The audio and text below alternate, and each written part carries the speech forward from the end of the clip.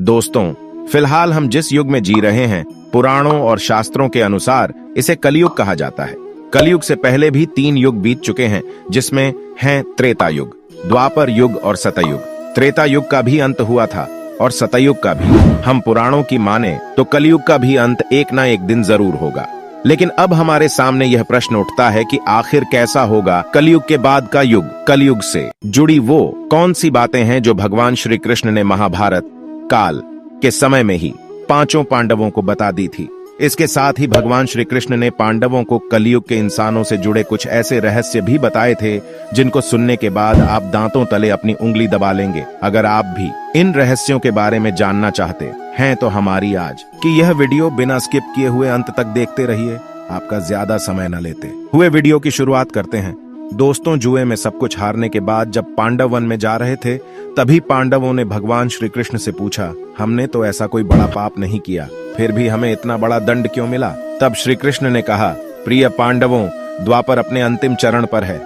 यह सब जो भी हो रहा है वह आने वाले कलयुग का प्रभाव है। इस पर युधिष्ठिर ने आश्चर्य से भगवान श्री कृष्ण से पूछा कि हे वासुदेव, कलयुग तो अभी आया भी नहीं है और उसका इतना भयंकर परिणाम ही क्यों? जब कलयुग आरंभ हो जाएगा तो क्या होगा? भगवान श्री कृष्ण ने कहा, आप सभी भाई वन में जाइए और वहां जो कुछ भी दिखे वह आकर मुझे बताइए। उसी आधार पर मैं आपको कलयुग की गति के बारे में बता पाऊंगा। भगवान श्री कृष्ण के ऐसा कहने पर 5 भाई वन में अलग अलग दिशा में चल पड़े। 5 भाई वन में जाकर वापस लौटे तो हर कोई वन के दृश्य को लेकर हैरान था। वन से लौटने के बाद 5 पांडवों के मस्तक पर सिकंद था। वह किसी उलझन में पड़े हुए नजर आ रहे थे। अब यह सब देखकर भगवान श्री कृष्ण ने कहा, हे प्रिय पांडवों, आप सभी किसी सोच विचार में मग्न हैं। मुझे बताएं, अगर संभव होगा तो मैं आपको उसका समाधान अवश्य दूंगा। तो दोस्तों, छोटा होने के नाते सबसे पहले सहदेव ने भगवान श्री कृष्ण से पूछा, हे माधव, जब मैं वन में भ्रमण कर रहा था तब मैंने देखा कि जंगल में 7 कुएं थे और आस पास के कुओं में पानी है, किंतु बीच का कुआं खाली है। बीच का कुआं गहरा है, फिर भी पानी नहीं है। ऐसा कैसे हो सकता है और इसका अर्थ क्या है, वह मुझे आप बताइए। इस पर भगवान श्री कृष्ण बोले, कलयुग में धनी लोग लड़का लड़की के विवाह में, छोटे बड़े उत्सवों में, सत्ता के लालच में बहुत ज्यादा पैसे खर्च कर देंगे, किंतु अगर किसी भूखे को देखेंगे तो उनकी सहायता करने में भी किसी व्यक्ति को कोई रुचि नहीं होगी। उनका अपना ही सगा भूख से मरेगा, फिर भी लोग उसे देखते रहेंगे। दूसरी ओर मौज मस्ती, मदिरा पान, मांस खाना, सुंदरता, यौवन और बेसन में पैसे उड़ाते रहेंगे, किंतु किसी के 2 आंसू पोंछने में किसी को भी कोई दिलचस्पी नहीं होगी। कहने का तात्पर्य यह है कि कलयुग में अन्न के भंडार होंगे, लेकिन लोग भूख से मर जाएंगे। श्री कृष्ण के मुंह से इस तरह की बात सुनकर सहदेव एक पल के लिए काफी दुखी हो जाते हैं, लेकिन वे इस कटु सत्य से भी मुंह नहीं फेर सकते थे। इसके बाद भीम की उत्सुकता कलयुग के बारे में जानने के लिए काफी ज्यादा बढ़ जाती है। वैसे ऋकेश उनसे पूछते हैं कि हे कृष्ण, मैंने वन में देखा कि एक गाय अपने बछड़े को इतना अधिक चाट रही थी कि उसके शरीर से खून निकलना शुरू हो जाता है। ऐसा क्यों? इस पर श्री कृष्ण कहते हैं, हे भीम, जैसा कि तुमने देखा एक गाय अपने बछड़े को इतना अधिक चाटती है कि उसके शरीर से रक्त निकलना शुरू हो जाता है, इस तरह कलयुग में भी माँ बाप अपने संतान पर इतना अधिक प्यार लुटा आएंगे कि उसका कभी विकास नहीं हो पाएगा। कलयुग में माँ की ममता अपने बेटे को इस कदर मोह माया में बांध कर रख देगी कि उसका पूरा जीवन नष्ट हो जाएगा। अगर किसी का बेटा अपना घर बार छोड़कर साधु बनेगा तो लाखों लोग उसके दर्शन करने के लिए जाएंगे, लेकिन जब अपना बेटा ही घर बार छोड़कर सन्यासी बन जाएगा तो वह बहुत ज्यादा रोएंगे, विलाप करेंगे कि हमारा बेटा गलत रास्ते पर चला गया। भगवान श्री कृष्ण जीवन की वास्तविकता को बताते हुए कहते हैं कि मनुष्य को यह समझना होगा कि तुम्हारे पुत्र तुम्हारी अमानत नहीं है, बल्कि तुम्हारी पत्नी की है और पुत्रियां उनके पतियों की। तुम्हारा शरीर मृत्यु की है और आत्मा परमात्मा की अमानत है।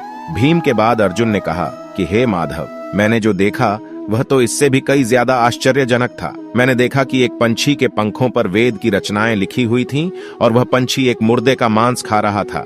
इसका अर्थ क्या है? इसके बारे में मुझे बताइए। इस पर भगवान श्री कृष्ण ने मुस्कुराते हुए कहा कि कलयुग में ऐसे लोग होंगे जो बड़े ज्ञानी और ध्यानी कहलाएंगे।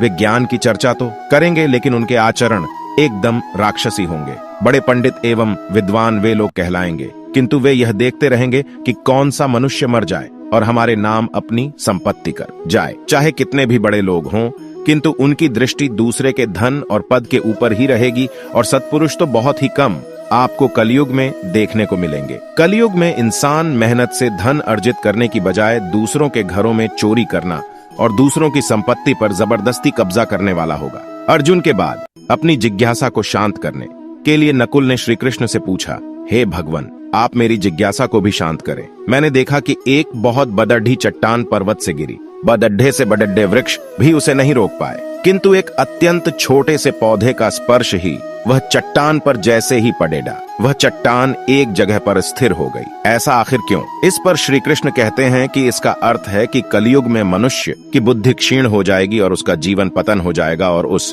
पतन को धन और बदढ़े सत्ता रूपी ब्रज से रोकने में सक्षम होंगे। लेकिन हरि नाम के एक छोटे से पौधे से मनुष्य के जीवन का पतन रुक जाएगा। अतः कलयुग में हरिनाम ही मोक्ष और मुक्ति का एकमात्र मार्ग होगा। चारों भाइयों के प्रश्नों का उत्तर जानने के बाद अब बारी आती है युधिष्ठिर के प्रश्न की। तो भगवान श्री कृष्ण ने मुस्कुराते हुए कहा, हे युधिष्ठिर, अब तुम बताओ, तुमने वन में क्या देखा? तब युधिष्ठिर ने बताया कि हे योगेश्वर, मैंने 1-2 सूंड वाले गज को देखा। इसका अर्थ क्या है? मुझे इस पर अपने विचार बताइए और इसका अर्थ मुझे अच्छे से समझाइए। तब भगवान श्री कृष्ण ने कहा कि इसका अर्थ यह है कि कलयुग में ऐसे लोगों का राज होगा जो दोनों ओर से शोषण करेंगे, बोलेंगे कुछ और करेंगे कुछ और, मन में कुछ और कर्म कुछ और तरीके के होंगे। ऐसे ही लोगों का राज होगा। ये लोग दूसरों का शोषण करने का भी एक भी मौका अपने हाथ से नहीं जाने देंगे और केवल अपने हित के बारे में ही यह हमेशा सोचते रहेंगे। श्री कृष्ण से अपने प्रश्नों का उत्तर जानकर सभी पांडव हैरान थे और कलयुग में इंसानों की स्थिति को देखकर काफी ज्यादा निराश भी थे। तभी देश ने हाथ जोड़कर श्री कृष्ण से पूछा, हे माधव, आपने यह तो बता दिया कि आने वाला युग कैसा होगा, लेकिन आप हमें यह भी बताएं कि आखिरकार इस युग यानी कि कलयुग का अंत होगा कैसे? तब श्री कृष्ण कहते हैं कि कलयुग के अंत में मनुष्य की आयु मात्र 12 वर्ष की रह जाएगी। इस दौरान लोगों में दुर्भावना बढ़ेगी। कलयुग की उम्र जैसे जैसे बढ़ती जाएगी वैसे वैसे नदियां सूखती जाएंगी। बेईमानी और अन्याय से धन कमाने वाले लोगों में बढ़ोतरी होगी। धन के लोभ में मनुष्य किसी की हत्या करने में भी संकोच नहीं करेगा। मनुष्य पूजा पाठ, व्रत, उपवास और सभी धार्मिक काम करना बंद कर देगा। गाय दूध देना बंद कर देगी। मानवता नष्ट हो जाएगी। लड़कियां बिल्कुल भी सुरक्षित नहीं रहेंगी। उनका अपने ही घर में शोषण होगा। अपने ही घर के लोग उनके साथ बेविचार करेंगे। बाप बेटी, भाई बहन, कोई रिश्ते नहीं रह जाएंगे। एक भाई दूसरे भाई का शत्रु बन जाएगा। शादी जैसे पवित्र रिश्ते में भी खटास आने लगेगी। किसी भी व्यक्ति की शादीशुदा जिंदगी ठीक से नहीं चलेगी। पति पत्नी एक दूसरे से बेवफाई करने लगेंगे। कलयुग के अंत के समय में समाज हिंसक तरह से हो जाएगा। जो लोग बलवान होगी उनका ही केवल राज चलेगा, और जब आतंक अपनी चरम सीमा पर होगा तो मैं स्वयं कल की अवतार लेकर पृथ्वी से समस्त अधर्मियों का नाश कर दूंगा।